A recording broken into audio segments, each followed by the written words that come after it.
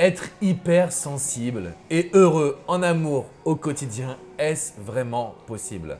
Bonjour à toutes et à tous et bienvenue dans cette minute coaching très spéciale puisque je suis avec Claire Street. Bonjour Claire, comment vas-tu? Bonjour Alexandre, ça va super bien. Tu me fais l'honneur d'être montée à Paris pour qu'on puisse faire cette interview ensemble.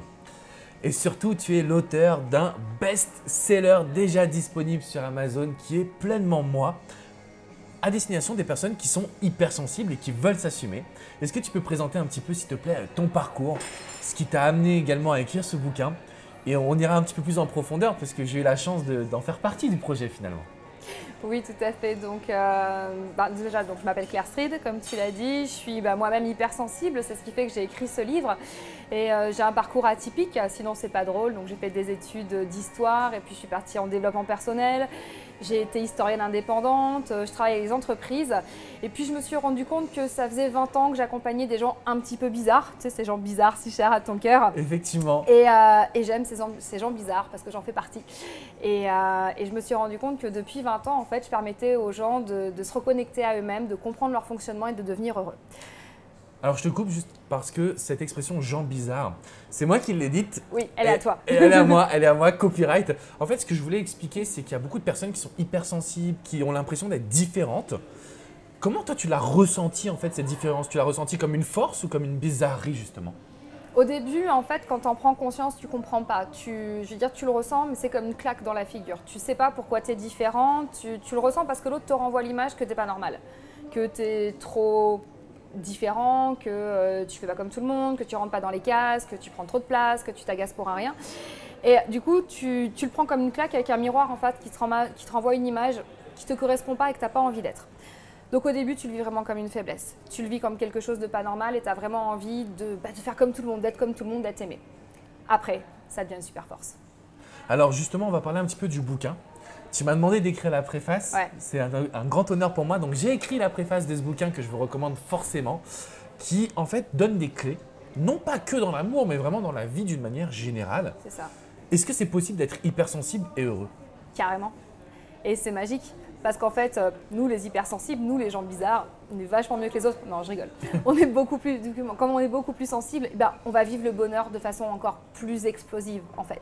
Donc on peut être hypersensible, découvrir cette richesse et kiffer la vie, mais du matin au soir comme si on était perché, mais tout en étant conscient de ce qui se passe et en étant ancré. Donc le vrai bonheur, c'est ça, quand on est hypersensible, c'est être en harmonie avec tout ce qui se passe autour et assumer vraiment cette hypersensibilité. Et comment faire du coup pour pas que l'hypersensibilité devienne un problème? Comment faire pour la contrôler?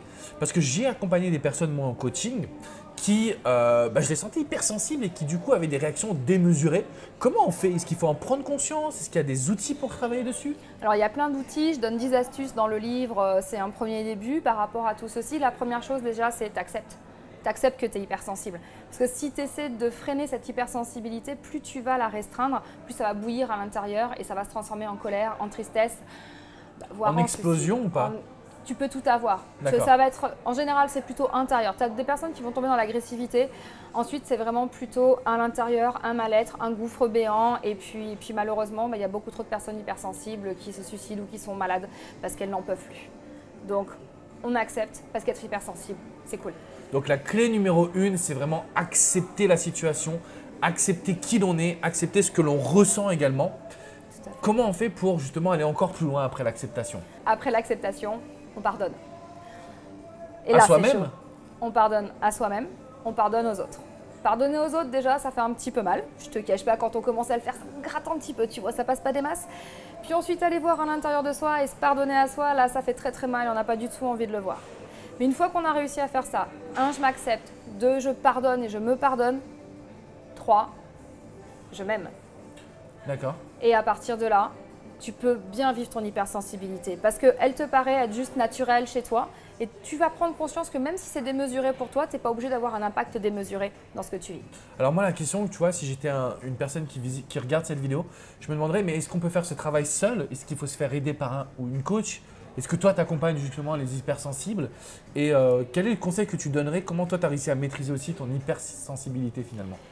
Alors moi ça m'a pris du temps, hein, c'est 15 ans de travail sur moi, pas toute seule. J'ai commencé toute seule avec des bouquins parce que de toute façon en étant surdouée, bah, forcément je me sentais plus intelligente que tout le monde. Bon, non, j'ai besoin aussi des autres pour avancer et ça fait partie de l'hypersensibilité. Donc déjà, se dire voilà, est-ce que vraiment je suis hypersensible, est-ce que je suis concernée? Donc on le sait très vite. Ensuite, se dire qu'est-ce que j'ai envie? De quoi j'ai envie? Est-ce que j'ai envie de vivre bien ou est-ce que j'ai envie de continuer à me lamenter parce que de toute façon c'est la faute des autres? Et il y a des gens qui ont le droit d'avoir cette vision-là. Moi je vais plutôt vous inviter en fait voilà, à prendre conscience de votre hypersensibilité, à lire tout ce qui vous tombera sur la main, ce bouquin évidemment, tout ce que vous verrez parce qu'il est très important de confronter les idées de tout le monde et puis à en parler. Rencontrez des gens comme vous mais tirez-vous vers le haut. Je vois trop de groupes en fait où les gens hypersensibles se tirent vers le bas. Ils sont là pour parler de leur malheur, ils ont l'impression qu'ils n'en sortiront jamais. Donc lisez, rencontrez des personnes positives et oui, je vous inviterai pour passer le premier pas à vous faire accompagner, véritablement. Moi j'accompagne des personnes comme ça, comme vous, comme nous depuis 20 ans. À chaque fois, c'est une aventure humaine magique. Je ris, je pleure, on s'éclate et c'est des beaux chemins de vie et je vous invite à faire ce chemin aussi. Alors du coup, je sais que tu es aussi l'auteur d'un one-woman show finalement, Tout à fait. où tu viens un peu décomplexer l'hypersensibilité, mais sur fond de neurosciences, si je ne me trompe pas. Exactement. Est-ce que tu peux nous en dire un petit peu plus sur quelle est l'intervention des neurosciences et qu'est-ce que ça t'a aidé toi personnellement? Alors la neuroscience, en fait, ça te permet de comprendre comment fonctionne ton cerveau et comment fonctionnent nos croyances limitantes et nos peurs. En fait, voilà, tu plonges dans ton cœur, mais tu plonges dans ton cerveau aussi pour voir véritablement ce qui se passe et comprendre pourquoi, à chaque fois que je me dis que je vais prendre ma voiture et qu'il y a dans les embouteillages, pourquoi je commence déjà à me pourrir la journée. Et la neuroscience, elle est là pour t'aider à comprendre ce phénomène et à prendre du recul. Parce qu'on a une option dans le cerveau qu'on n'active jamais naturellement, c'est l'option sérénité. C'est une partie là au niveau du cerveau. On ne nous l'apprend pas à l'école. Et ce qui est important, c'est d'arriver à se dire, ok, j'ai peur, j'ai des croyances limitantes, mais en fait, c'est moi qui décide. C'est moi qui décide de voir le verre à moitié plein ou à moitié vide. Moi, ce que la neuroscience m'a amené, c'est de prouver scientifiquement ce que je connaissais en PNL et en méditation. Et ça m'aide beaucoup à aborder les gens parce que c'est scientifique et ça ne fait pas peur. Et du coup, ça t'aide aussi sur ton hypersensibilité ou c'est Complètement. plutôt du dev perso pur? C'est difficile de répondre à ta question. Je dirais que les deux sont liés. Comme mon hypersensibilité, c'est ma capacité à gérer mes émotions, à les ressentir, à les vivre et à communiquer dessus. Ça me permet, je dirais, de prendre du recul par rapport à mon émotion. D'accord, ok, super. Nickel. Et alors du coup, pour toutes les personnes qui sont un petit peu hypersensibles, qui ont des problèmes de couple, problèmes également de rupture par exemple sentimentale, est-ce que tu as un conseil à leur donner? Quel est le premier pas en fait à faire quand on est déjà dans l'hypersensibilité avec des émotions qui nous ravagent finalement de l'intérieur? Ouais, le conseil, j'allais dire de base, c'est ne pas attendre de l'autre qu'il nous donne ce qu'on n'arrive pas à se donner nous. Dans notre hypersensibilité, on a besoin d'être rassuré en permanence, on est en up and down en permanence, on est trop gros, on n'est pas assez intelligent, on est trop dans l'amour, pas assez dans la démonstration et on attend que l'autre en fait soit notre miroir et nous renvoie tout ça et nous rassure en permanence. On épuise l'autre. Et mon conseil vraiment fondamental, c'est commence par t'aimer toi et tu verras en fait que tu peux tout vivre avec l'autre sans le rendre responsable du regard que tu as sur toi et de la qualité de votre amour. Une relation, c'est 50-50. Ça marche en amitié, ça marche en amour. Donc voilà, premier conseil, n'attends pas tout de l'autre. Alors ce conseil il peut même s'adresser à tout le monde finalement, Tout à fait. mais encore plus aux personnes qui sont hypersensibles et qui ont finalement, je dirais, le besoin de l'autre et qui ressentent les choses fois 10, fois 20, fois 30, et qui ne s'expliquent pas. Merci beaucoup Claire d'avoir Merci, été là avec Alexandre. moi, ça me touche énormément. Moi aussi. Je pense qu'on fera d'autres vidéos si tu veux bien. Avec à grand l'avenir, il y plaisir. aura pas mal d'interviews tous les 2-3 mois, on sera ensemble pour parler. Là, le sujet c'était hypersensibilité et amour. Si vous avez des questions, si vous avez des besoins, mettez-les dans les commentaires, je te demanderai d'être là pour répondre. Avec grand plaisir. Super. N'oubliez pas que vous avez un bouquin à prendre dès aujourd'hui, Pleinement Moi. Vous pouvez le télécharger, vous prenez le temps de le lire, mais surtout, vous faites les exercices et vous agissez parce que lire, c'est bien, agir, c'est mieux. Tu es d'accord avec moi? Complètement. Super.